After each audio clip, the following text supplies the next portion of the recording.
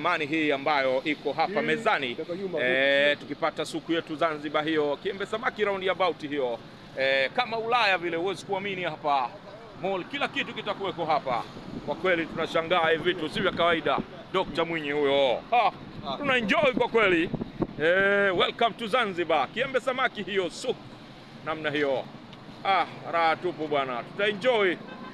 Watoto wetu wataenjoy vile vile. Unaambua mwaka mmoja na miezi 8 tu hii goma imekwisha. Namna hiyo. Raha tupu bwana. Mungu atujalie tumalize salama. Tuenjoy na maisha, dunia ndio hii. Mambo yanakwenda. Dr. Mwinyi mitano tena. Namna hiyo. Kiembe samaki hiyo safi kabisa. Kiembe samaki garden hiyo.